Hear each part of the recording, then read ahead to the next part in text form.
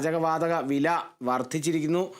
Petrol diesel വിലയെ സംബന്ധിച്ച് excise duty 2 രൂപ കൂട്ടിയിരിക്കുന്നു. എന്നാൽ ആഗോള വിപണിയിൽ ക്രൂഡ് ഓയിലിൻ്റെ വില കുറഞ്ഞു നിൽക്കുന്ന ഒരു സാഹചര്യത്തിൽ അത് ചില്ലറ വിൽപ്പനയെ ബാധിക്കില്ല എന്നും കൂടി അറിയുന്നു. എത്തരത്തിലായിരിക്കും അതിൻ്റെ മുന്നോട്ട് പോക്കുന്നുള്ളതൊക്കെയാണ് നമുക്കറിയേണ്ടത്. പാചകവാതക വിലയുടെ വർധനയാണ് ഇപ്പോൾ ഏറ്റവും പ്രധാനം. പുതിയ നിരക്കുകൾ ഇന്ന് മുതലാണ് പ്രാബല്യത്തിൽ വരിക. സിലിണ്ടറിന് 50 രൂപയാണ് വർദ്ധിപ്പിച്ചത്.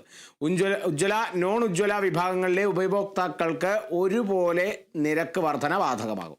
നിലവിൽ പ്രധാനമന്ത്രി ഉജ്ജ്വല യോജന ഉപയോക്താക്കൾക്ക് 500 രൂപയാണ് വില. എന്നാൽ ഇനി മുതൽ അത് 550 രൂപയാകും.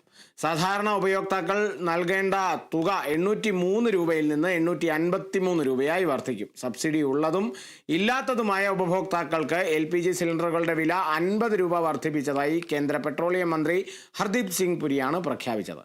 പൊതുവെ 2-3 ആഴ്ച കൂടുമ്പോൾ നടക്കുന്ന പീരിയോഡിക് റിവ്യൂ അടിസ്ഥാനത്തിലാണ് നിരക്ക് വർധനയെന്ന് മന്ത്രി പറഞ്ഞു.